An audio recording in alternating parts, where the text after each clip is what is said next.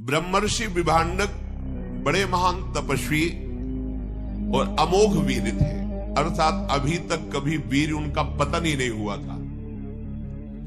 उनके प्रतापी पुत्र ऋष्यशृंग का जन्म कैसे हुआ है मैं बताता हूं। विभांडक मुनि परम पूजनी महान तेजस्वी कश्यप गोत्री, कोई भी देवता उनके सामने टिक नहीं सकता, ऐसी प्रचंड तपस्या।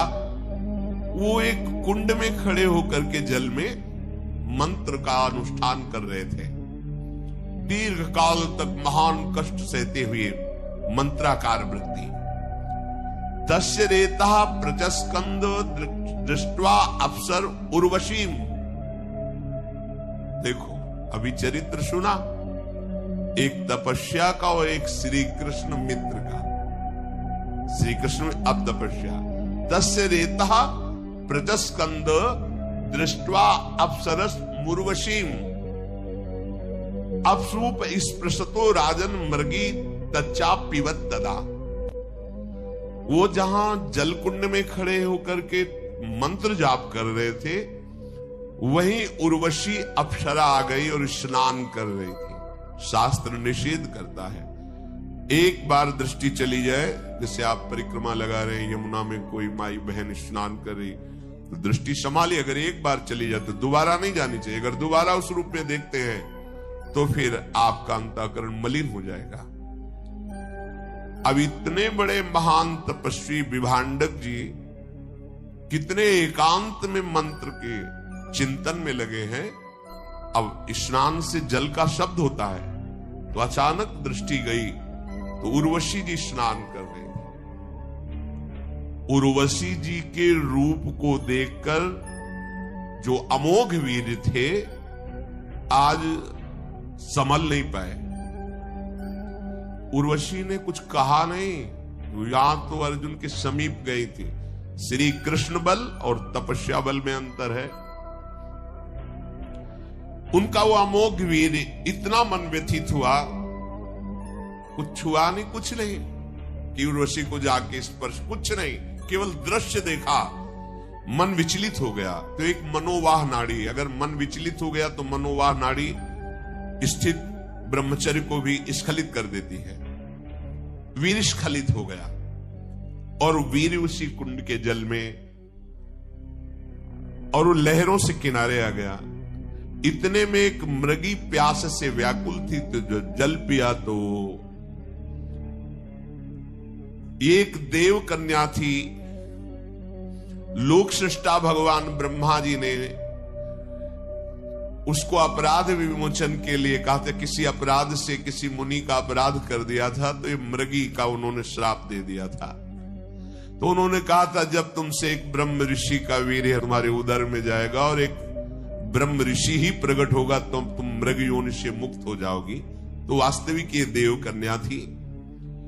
ब्रह्मा जी की वाणी अमोघ है, दैव का विधान अमोघ है। उसके उदर में वीर्य गया और ये श्रृंग एक सींग बालक प्रकट हुआ।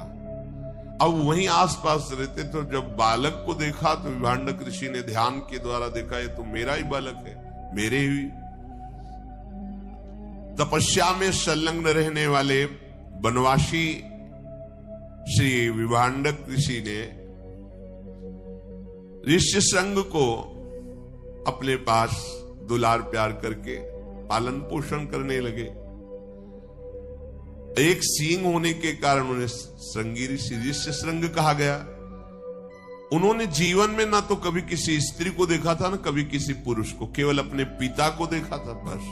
और वो मृगी जन्म देकर ही पधार गई थी, इसलिए उनका स्वाभाविक ब्रह्मचर्य था, कोई चिंतन ही नहीं था। चक्रवर्ती सम्राट महाराजा दशरथ जी के मित्र थे लोमपाद अंग देश के राजा। इन दोनों में यह हुआ था जिसके पहले संतान होगी वो एक दूसरे को देगा। तो महाराज दशरथ के शांता नाम की कन्या हुई थी जो इन लोमपाद अंग देश के राजा को उन्होंने दी थी। इनके स्वभाव में थोड़ा सा रुद्र भाव आ गया था। तो ब्रह्म ऋषियों से उन्होंने कटु व्यवहार कर दिया। वो नाराज होकर इनके यहां से चले गए। ये अपराध के कारण पूरे देश में वर्षा होनी बंद हो गई। देखो, जब धर्म का और भजन करने वालों का, सत्शास्त्रों का अपमान होता है तो किसी और को दंड देने की जरूरत नहीं, प्रकृति दंड देने लगती है। फसल पक्की खड़ी है, ओले और पानी गिर गए, नष्ट हो गया। जब पानी की जरूरत है तो सूखा है, और जब पानी की जरूरत नहीं तो पानी, उल्टा प्रकृति दंड देने लगती है। अब इनके यहां वर्षा ही नहीं हुई, अब तो घबरा गए, बहुत भयभीत हुए और ब्राह्मणों को एकत्रित किया और पूछा कि मेरे से क्या अपराध बन गया। तो उनमें से एक श्रेष्ठ महर्षि खड़े हुए, उनका, राजेंद्र, ये जो वर्षा नहीं हो रही, तुमने ब्राह्मणों का अपमान ब्रह्म ऋषियों का किया। जब तक तुम प्रायश्चित नहीं करोगे तुम्हारे यहां वर्षा नहीं होगी। हाथ जोड़कर कहा कि महाराज, अनजाने में या राज भाव के अभिमान में कोई गलती हो गई तो आप ऋषियों को क्षमा करना चाहिए। मेरे अपराध के कारण सारी प्रजा भूखी मरे, आप सब दयालु हो। तो उनका इस समय तपस्या में सबसे बढ़ चढ़ करके विभांडक ऋषि के पुत्र श्रृंगी ऋषि, ऋषि श्रृंग हैं। उन्होंने आज तक कभी स्त्री देखा नहीं है। यदि आप उनको किसी भी तरह सम्मान पूर्वक लाओ और अपने सिंहासन पर विराजमान करो, अभी वर्षा हो जाएगी, दूसरा कोई उपाय नहीं। राजा लोमपाद ब्राह्मणों के चरणों में बार बार प्रणाम करके अपनी राजधानी में आए और विचार किया कि ऐसे महातपस्वी को कैसे लाया जा सकता है। राजा, मंत्री और ब्राह्मणों से सलाह की कि क्या उपाय हो सकता है। तो उनमें एक बहुत प्रवीण मंत्री ने कहा कि अगर कोई चतुर युवती उनके पास जाए, उन्होंने कभी स्त्री नहीं देखा, और फंसा करके आपके सिंहासन तक ले आवे तो वर्षा हो जाएगी। राजा ने अपने दरबार की प्रधान वैश्या को बुलाया। वो बहुत वयोवृद्ध थी और उसके शासन में शास्त्रों 9 युवतियां राज सेवा में नृत्य, वाद्य, गान, कला आदि की। उनको बुलाकर कहा कि देखो, तुम प्रवीण हो और सबके सुख के लिए तुम्हें जाना होगा और इस संग को लुभायमान करके हमारे राज्य शासन में प्रवेश कराओ और सिंहासन में बैठा लो। वैश्याओं का रंग फीका पड़ गया, मूर्छित सी होने लगी।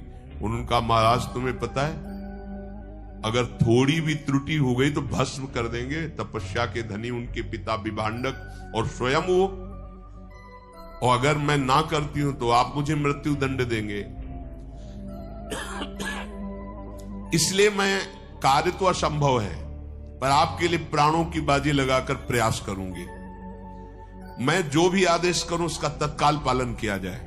राजा ने कहा, ऐसा ही होगा। मुनि कुमार को लुभायमान करने के लिए तुरंत एक आश्रम की रचना की जाए नाव पे, 4 योजन। 1 योजन का मतलब 4 कोस, मतलब 16 कोस की नाव, और उसमें कृत्रिम आश्रम, कृत्रिम वृक्ष, कृत्रिम फल, लताएं, देखने में ऐसा नहीं लगना चाहिए कि कृत्रिम है, उसकी रचना करवाए। वो तो राजा है, आदेश हुआ। 16 कोस की नाव, ऋषियों के आश्रम, और ऋषि कौन? सब नवयुवती वैश्याएं, वही सब अपने श्रृंगार में। व्यवस्था करने की आज्ञा हो गई। प्रचुर धन लगा करके सुंदर श्रृंगार युक्त आश्रम नाव में, ऐसा ना पता चले कि नाव है। अब उस बूढ़ी वैश्या के द्वारा शिक्षित जो उसकी पुत्री थी, बहुत ही चतुर, बहुत ही सुंदर थी, उस नाव को कई कोस दूर लगाया गया। राज कर्मचारी गुप्त रूप से पता लगाए कि विभांडक ऋषि आश्रम से कब बाहर जाते हैं। तो बोले, हफ्ते में एक बार निकलते हैं, पिपली, बरगदी ऐसे फल लाते हैं, कंदमूल फल, और उसी का 1 हफ्ते पाकर भजन करते, फिर 1 हफ्ते जाते हैं। बड़ा ही सुंदर दिव्य तपस्या से उस आश्रम का प्रभाव था, बड़ा रमणीय था।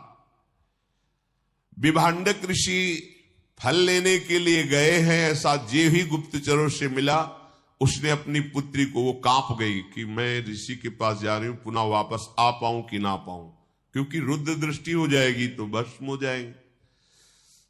जाओ तुम राजा के लिए प्राण देना, ये हम प्रजा हैं, हमारा धर्म है, इसलिए तुम जाओ, बहुत सावधान रहना। ऋषि कुमार बिल्कुल भोले भाले हैं, आज तक किसी मनुष्य को नहीं देखा स्त्री की बात क्या है। डरते हुए आश्रम में पहुंची और देखा कि ऊर्ध्व नेत्र किए हुए वो बैठे हुए, दिव्य तेजो में कांप गई, पर अपने राजा के कार्य को संपादन करने के लिए समीप गई। खड़े हो गए ऋषि संग, कोई ऋषि पधार, उन्होंने देखा ही नहीं था स्त्री। खड़े होकर के नमन किया, अर्घ दिया, आसन दिया, बहुत पीछे हट गई और उनका हमारा नियम है, कुछ हम ऐसा अनुष्ठान कर रहे हैं, तुम्हारा अर्घ, तुम्हारा कोई भी पूजन हम स्वीकार नहीं करेंगे, केवल आप आलिंगन कर सकते हो। हाँ ठीक है।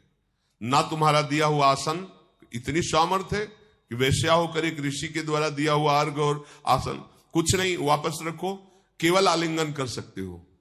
तो जानते नहीं थे कि स्त्री आलिंगन। अब वो क्या कि ऋषि तुम्हारी त्वचा कितनी सुंदर, हमारी कैसी है। अब वो तो जंगल में रह रहे, गर्मी सर्दी से त्वचा मोट, और वो तो सुंदर नवयुवती वैश्या, तो बोले ऋषि तुम्हारी त्वचा कितनी, तुम्हारी जटाएं कितनी कोमल, कोमल बाल और सुगंधित तेल से सींचे हुए, बार बार तुम किस देश के ऋषि हो। और तो कभी देखा ही नहीं ना स्त्री, कभी देखा ही नहीं। बड़ी उनको उत्सुकता हो रही कि किस देश के ऋषि हमारे यहां पधारे हैं, मुझे दर्शन से बड़ा सुख मिल रहा है। ब्राह्मण आप तो बहुत ही सुंदर लग रहे हो, बहुत बड़े तपस्वी हो गए तभी इतने सुंदर हो, तो मेरा अर्घ और फल फूल क्यों नहीं ले रहे। दिया हुआ कुशासन, आप इससे सुखपूर्वक बैठिए, वह नहीं, आज आप हमारे आसन पर बैठेंगे, मखमली सुंदर आसन होगा। हमारा आसन तो चुभता है उसका, तुम्हारा आसन तो कितना सुंदर बैठा। वो भोले वाले जालते ही नहीं, ये तुम्हारे फल हम नहीं, हमने नियम ले रखा है कि जितने दिन अनुष्ठान चलेगा हम किसी ऋषि का कुछ नहीं लेंगे। हम कुछ फल लाए, बड़े सुंदर सुंदर अंगूर, मीठे मीठे सब। हाँ ऐसे तो कभी हमने फल खाए नहीं। बोले तुम्हारा दिया हुआ जल भी नहीं, हम जल दे रहे, विशिष्ट प्रकार का बनाया हुआ आसो, ये साधारण नहीं, विशिष्ट, जैसे अंगूर का भी तो आसो बनता है, महुआ का भी बनता है, ऐसे विशिष्ट फलों के रसों का आसो उन्मादकारी। और हे पिया उनका, मैंने तो जिंदगी में ऐसा नहीं पिया। वो बड़े आनंदित हो रहे। और हे ऋषि, ये भूमि डोलती नजर आ रही है, वो आसो पिए हुए, बार बार हृदय में आलिंगन। और दूर एक गुप्तचर खड़ा है कि विभांडक ऋषि कितनी दूर है, कितने समय वापिस होंगे। वो कहा आप मुझे प्रणाम मत कीजिएगा कभी, तभी मैं बार बार आऊंगी। उनका जैसा आप कहेंगे वैसा, मैं आपके लिए बंदनी नहीं हूं, आप मेरे बंदनी हैं। मैं आपके लिए दर्शनी नहीं हूं, आप मेरे दर्शनी, मैं आपका दर्शन कर ले आई हूं। बार बार उनके द्वारा आलिंगन को ऋष्य श्रृंग बड़ा सुखद अनुभव करने लगे। वो बार बार वो तो आई ये रिझाने के लिए, सुंदर माला, सुंदर सुखद वस्त्र, सुंदर इत्र उनके शरीर में लगाया। वो बहुत प्रसन्न है, खेल रहे हैं। सूचना, गुप्तचर दूर खड़ा है, उसने इशारा किया कि वो चल पड़े हैं, भागी वहां से तुरंत। अब हमारे अनुष्ठान का समय हो रहा है, किसी दिन हम अवसर लगा के फिर आएंगी। और ये बात अपने पिताजी से कहिएगा नहीं कि कोई ऋषि आए थे। ओ चलिए, अब ये तो पृथ्वी घूम रही, अब ये बैठे बस वही ऋषि चिंतन में, उस ऋषि के कपोल कैसे, उसकी जटाएं कैसी, पूरा चिंतन। चलो आगे फिर चाहिए तो अखंड हरि अनंत हरि कथा। श्री राधा वल्लभ लाल।